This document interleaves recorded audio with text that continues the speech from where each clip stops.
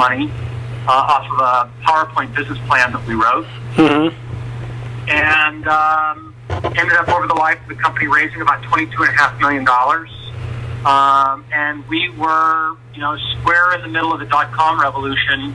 And we were one of the larger, there were many, but one of the larger internet banking software providers. So we sold to customers like Wells Fargo and helped build their internet banking sites. And we had 30 of the top 100 banks in the U.S. who we built their technology for, or some piece of their technology. Mm-hmm. And several international customers as well. And we grew that business. We ended up selling that to Sybase, which is a public database software company out of California. Mm-hmm. And so that's really was my sort of long-winded entrance into being an entrepreneur. Cool. So how do I got to kind of follow up on that? How, it sounds like you did several technology things, but it sounded like your education was kind of more on the business side of things. I was a political science major. Okay. When I was in school, so I knew nothing about business, nothing about marketing, nothing about sales, nothing about any classical training to be in business. I had zero. So what are some important skills, I guess, you'd say that entrepreneurs need to have to be successful, and if they don't have those skills like you didn't, how can they gain those skills?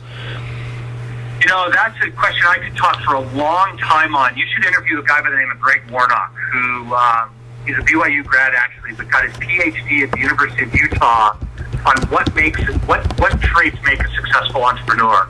Okay. Very, very, very fascinating guy. Worked at B-Spring, if you're familiar with them, and now runs a private equity firm called Mercado out of Salt Lake. Terrific guy.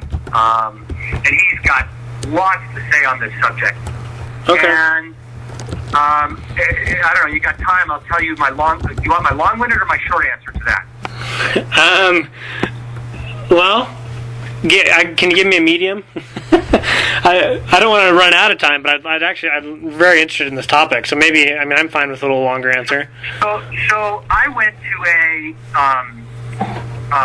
venture capital conference in San Francisco, held by one of the top venture capital firms, and they had a Stanford Business School professor who was going to give a speech on what are the 10 traits of a successful entrepreneur. Mm-hmm. I was very excited to go see what this was, and this business school professor put up, his number one trait, and I looked at it and I went, really? Well, that's not me. I'm sure I'm going to have the next 9. And he put up the second one, and I went, really? That's not me either.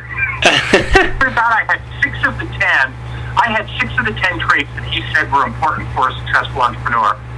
And it got me thinking about what makes a great entrepreneur, because if you think about it, there are introverted entrepreneurs and extroverted entrepreneurs. There are technology, science, brilliant entrepreneurs, and there are, political science major entrepreneurs. There are, people who are great at sales. There are people who are not great at sales. There are people who are, all about brand and image, and there are people who don't even know what that is. Entrepreneurs literally, in my opinion, take sort of all sizes, shapes, varieties, etc.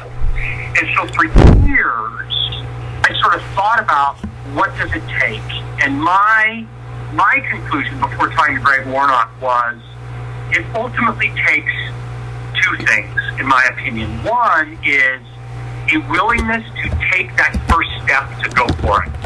To just having enough confidence in believing that you can pull it off. Most people are afraid and don't do it. And so I think you have to have the guts to just go for it. Uh-huh. So that's one. And I think the second trait, I talk to a lot of entrepreneurs, is they refuse to fail.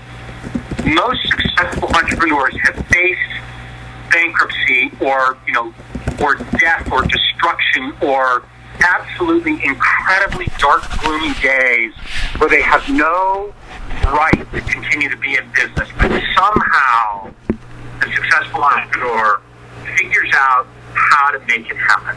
And I think those are really two, in my opinion, two very important things for an entrepreneur. Great. Greg Warnock has some interesting opinions and theories about successful entrepreneurs, and I will dramatically oversimplify, but he believes that successful entrepreneurs tend to share information and not hoard it.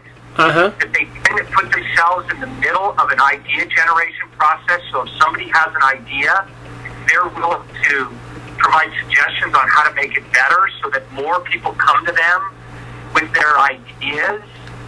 And so the more ideas they get, the more knowledgeable they get, and the more knowledgeable they get, the more they can share with other people.